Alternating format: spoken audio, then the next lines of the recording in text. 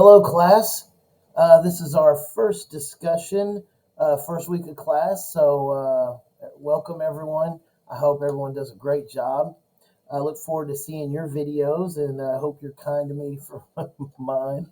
So, in order to discuss the relevance of Western civilization, which is this week's topic, I wanted to try to come up with a definition for it. What is Western civilization? Which is, I feel, appropriate because in our reading this week, you'll notice that was the first reading assignment, was the article "What is Western civilization?" What stood out to me on that one is the opening paragraph. It says it's a political football, which I totally agree with. Uh, you know, our world seems to be very divisive right now, politically.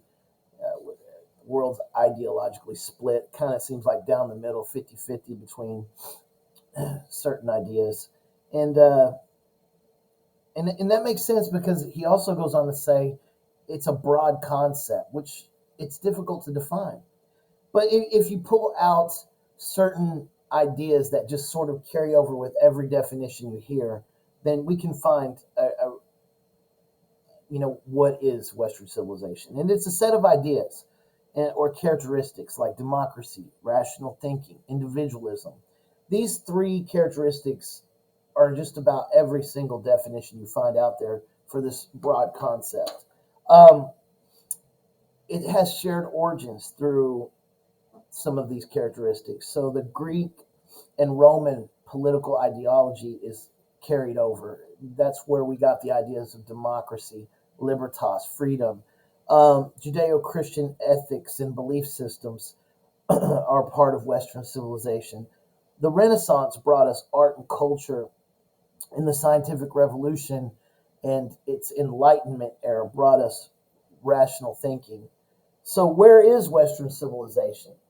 Is it in the West? I had to ask this question.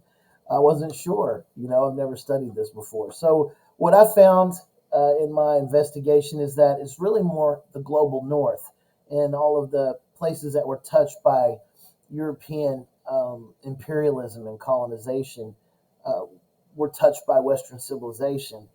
Um, and so I wanted to address the negative aspect. The people that say Western civilization isn't real, which was one of the articles. There's no such thing as Western civilization, and I disagree with the premise of that article.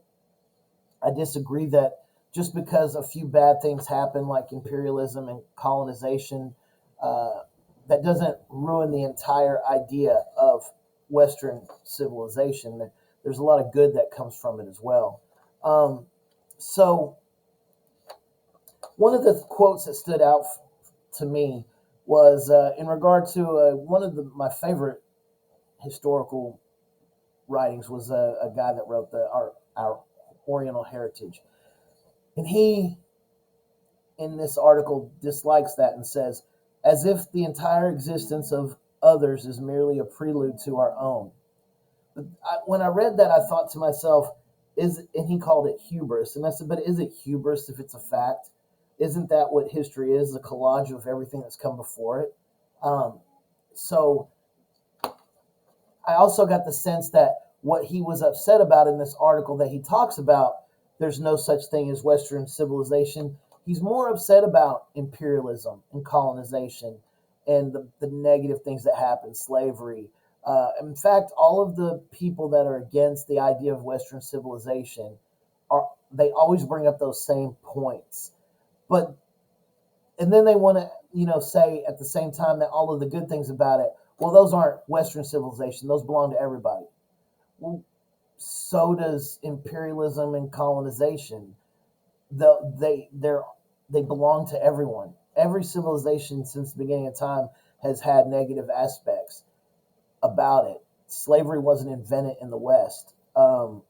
Colonization and imperialism weren't invented in the West. The Western civilization wasn't the first to engage in the idea of empire. So I want to end with saying the relevance of Western civilization is not in the application, the mistakes, or the errors, or not even in its successes, but it's in the ideas that produce freedom of thought and action as a God given right to all humanity. That's all. Thank you.